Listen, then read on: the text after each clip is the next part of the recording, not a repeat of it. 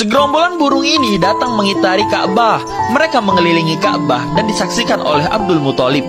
Sebelumnya, Raja Abraha hendak menduduki kota Mekah dan menyuruh seluruh masyarakat Mekah meninggalkan kota itu. Tapi, apabila menolak, maka akan aku hancurkan rumah sucimu dan rumah kalian semua, ujar Raja Abraha. Namun, Abdul Muthalib dengan berani mengatakan menyuruh seluruh pasukannya mundur dari Mekah. Dan jika tidak segera pergi, maka aku tidak akan memberikan kalian apa-apa. Raja Abraha marah mendengar ucapan itu. Ia menyatakan dengan sombong, semua orang harus tunduk kepadaku dan tak ada yang mampu menentangku. Aku mampu membeli Mekah dan seluruhnya hanya dengan satu tembok kamarku. Kemudian Abdul Muthalib pergi ke Ka'bah. Ia berdoa kepada Allah Subhanahu wa taala dan memohon perlindungan kepada Allah Subhanahu wa taala. Setelah Abdul Muthalib berdoa, kemudian datanglah segerombolan burung yang sangat banyak jumlahnya. Mereka berkumpul di atas Ka'bah mengelilingi rumah Allah tersebut. Mereka mengitari Ka'bah dan disaksikan langsung oleh Abdul Muthalib. Di tempat lain, pasukan gajah datang berbondong-bondong masuk ke kota Mekah. Mereka hendak menduduki Mekah atas perintah Raja Abraha. Akan tetapi, semua penduduk kota Mekah telah diamankan oleh Abu Thalib untuk meninggalkan kota Mekah segera. Kemudian, semua gajah berhenti di tempat perbatasan kota Mekah. Mereka diam, tak mau maju dan mundur dari perbatasan itu. Semua prajurit malah menarik gajah dan memaksanya masuk ke dalam kota Mekah. Akan tetapi, gajah tersebut malah mengamuk dan membuat Raja Abraha jatuh. Para burung ababil menjatuhkan batu api dari neraka untuk memusnahkan pasukan gajah yang hendak ingin menghancurkan dan menduduki kota Mekah. Sebelumnya, semua gajah mundur dan tak ada yang mau masuk ke dalam kota Mekah. Walau mereka semua ditarik untuk masuk, akan tetapi mereka menolak untuk menginjakan kaki mereka ke tanah suci tersebut. Di tempat lain, burung ababil masih mengitari di atas Ka'bah dan melindungi Ka'bah. Setelah itu, burung ababil berbondong-bondong pergi ke arah pasukan gajah. Mereka terbang di atas pasukan gajah tersebut. Semua tentara Abraha bingung melihat kejadian itu. Mereka ketakutan melihat burung yang sangat banyak di atas mereka dan tak tahu harus melakukan apa untuk melawan burung-burung tersebut. Sungguh kebesaran Allah tiada yang mengira. Pasukan yang dahulunya sangat perkasa dan ditakuti sekarang terlihat ketakutan dan tak berdaya ketika Allah Subhanahu wa taala bertindak. Kesombongan Raja Abraha yang tadinya tak ada apa-apanya di saat Allah Subhanahu wa taala telah menghendaki kehancuran bagi mereka. Kemudian burung ababil menjatuhkan batu api ke tentara gajah. Semua tentara tumbang di padang pasir. Mereka kesakitan terkena batu kecil itu dan mereka tak berdaya sama sekali. Seluruh mayat berhamburan di gurun pasir itu layaknya seperti daun-daun yang telah dimakan ulat. Dan kejadian ini tersirat di Al-Quran di dalam surat Al-Fil. Dan mereka tak mampu menginjakkan sejengkal pun kaki mereka ke tanah suci Mekah berkat pertolongan dari Allah Subhanahu wa taala. Dan ini adalah kemenangan bagi umat Islam di Mekah. Abdul Muthalib melihat cahaya yang sangat berkilau di atas langit dari atas Ka'bah. Ia terpukau melihat cahaya itu. Bukan hanya Abdul Muthalib, semua budak terbangun dari tidurnya dan melihat cahaya yang sangat terang bersinar di malam hari. Kemudian orang Yahudi ini naik ke atas gunung. Ia menangis dan bersaksi sesuai dengan ajarannya terdahulu. Apabila engkau telah mengutus kepada kami seorang utusan yang baru, ia berdoa, semoga utusan ini dapat mengasihi bangsaku seperti Musa mengasihi bangsaku ya Rob, ujarnya. Kemudian pastor di gereja ini pun melihat cahaya yang sangat berkilau di malam ini. Ia berdoa menurut agamanya dan memohon untuk utusan yang baru ini agar dapat memurnikan kita semua sambil menangis. Rupanya semua orang melihat cahaya yang sangat berkilau terang benderang dari langit. Abdul Muthalib terpaku melihat cahaya yang sangat berkilauan itu. Ia kemudian berlari turun dan menyenggol berhala di dalam Ka'bah. Dan seketika semua berhala itu jatuh ke lantai. Kemudian ia melihat air Zam-Zam keluar sangat deras hingga membasahi seluruh permukaan tanah di sana. Dan ia kemudian pergi ke rumah ibunda Rasulullah SAW. Ia melihat cahaya yang sangat berkilauan dari sana. Ia kemudian menginjakkan kakinya ke dalam rumah dan melihat Aminah menggendong seorang bayi. Ia menangis terseduh-seduh atas kelahiran Rasulullah SAW. Semua bersukaria atas kelahiran Rasulullah dan Abdul Muthalib membagikan makanan kepada seluruh masyarakat Mekah esok harinya. Abdul Muthalib meresmikan nama baginda Rasulullah SAW dan semua orang bersorak setelah nama itu diumumkan. Sebelumnya, peresmian nama bayi yang baru lahir pun terjadi hari ini. Namun, setiap kaum Yahudi memberikan nama tepat di hadapan berhala. Semua orang bernyanyi dan menari ketika nama Yahudi itu diumumkan sesuai dengan kebiasaan mereka. Berbeda dengan Abdul Muthalib, ia berwudu terlebih dahulu sebelum meresmikan nama baginda Rasulullah SAW.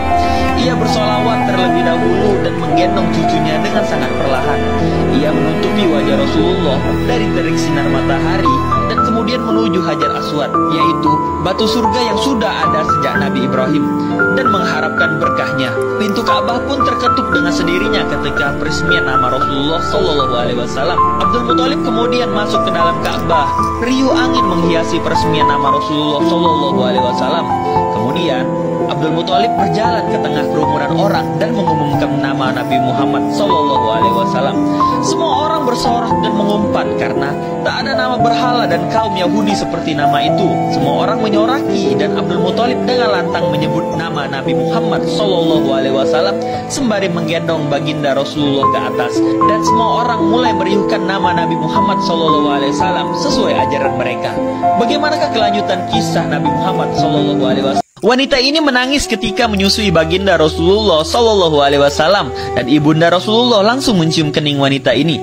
Sebelumnya, wanita ini berkeliling menawarkan ASI untuk para wanita yang baru melahirkan di kota Mekah. Ia menawarkan kepada semua wanita yang terlihat menggendong bayi, namun semua tak ada yang memerlukan ASI tersebut.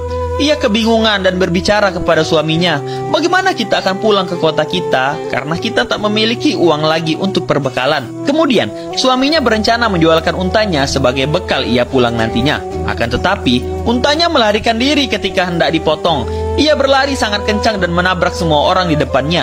Pria ini terus mengejar unta tersebut yang berlari tanpa henti dan membuat keributan di sana. Istrinya melihat unta itu, ia kemudian lari mengejar unta tersebut dan sampailah unta itu di rumah baginda Rasulullah SAW.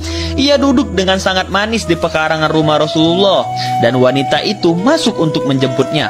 Terdengar ibunda Rasulullah memanggilnya dan mengajaknya masuk untuk makan dan menyuruh untanya beristirahat dahulu. Ketika di dalam rumah, wanita ini dipersilahkan makan oleh ibunda Rasulullah SAW dan menyuruh anak yang ia gendong beristirahat di sana. Seketika, wanita itu melihat baginda Rasulullah SAW. Ia tersenyum dan kemudian menangis melihat Rasulullah dan mencium tangan baginda Rasulullah.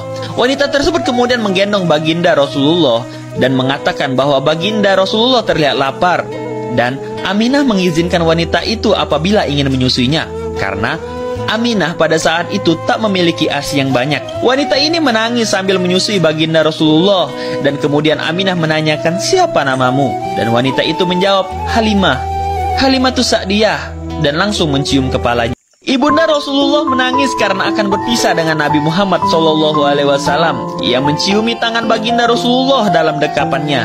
Ia ingin Suwaibah saja yang menyusui, yaitu budak Abu Lahab.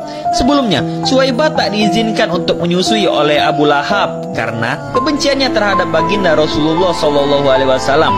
Abdul Muthalib menyuruh Halimatus Sa'diyah membawa dan mengurus Nabi Muhammad SAW. Di tempat lain, para budak Yahudi ini memeriksa seluruh bayi yang baru lahir dengan tanda kelahiran yang berada di belakang mereka.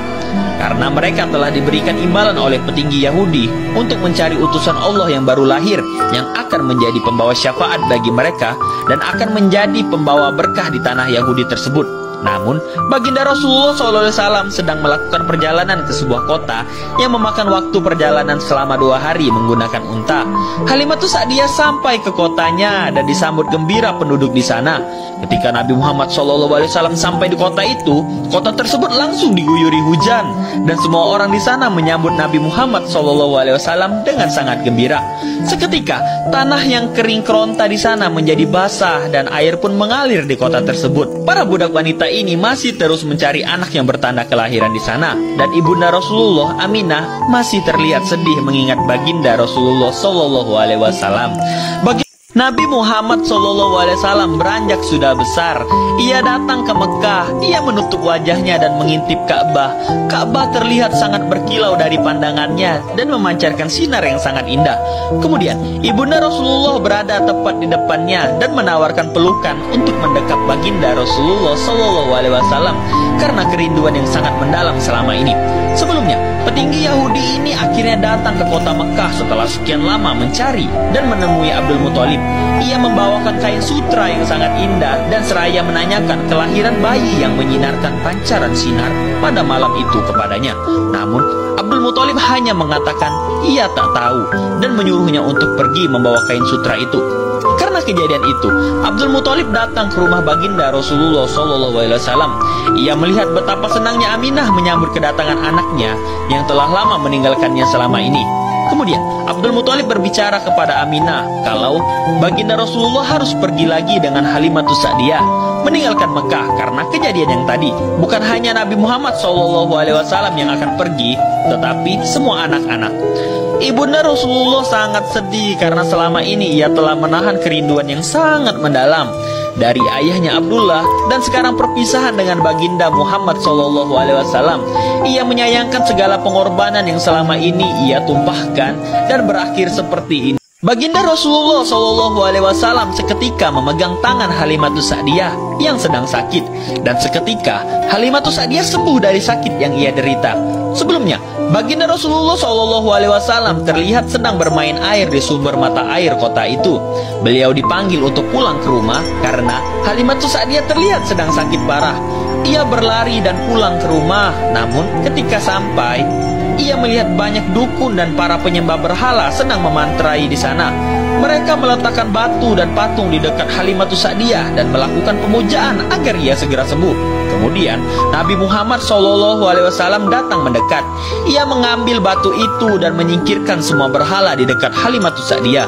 Kemudian baginda Rasulullah memegang tangan Halimatus Sa'diyah dan seketika ia sembuh dari sakitnya, dan Nabi Muhammad SAW mencium kening Halimatus Sa'diyah. Para dukun tersebut terkejut dan meninggalkan tempat itu. Setelah kejadian itu, semua orang datang dan mengharap kesembuhan.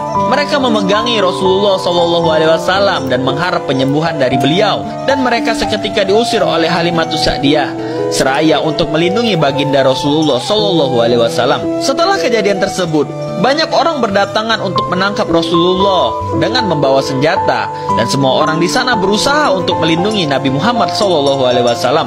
Akan tetapi, karena hal tersebut, baginda Rasulullah segera dilarikan ke Mekah untuk menjamin keselamatannya. Halimatus Sa'diyah terlihat sangat sedih karena kepergian baginda Rasulullah SAW. Ia menangis seraya mengejar kepergiannya dan menaiki atas bukit melepas kepergian Rasulullah SAW. Bagaimanakah kelanjutan kisah Nabi Muhammad SAW? Lanjut next part ya.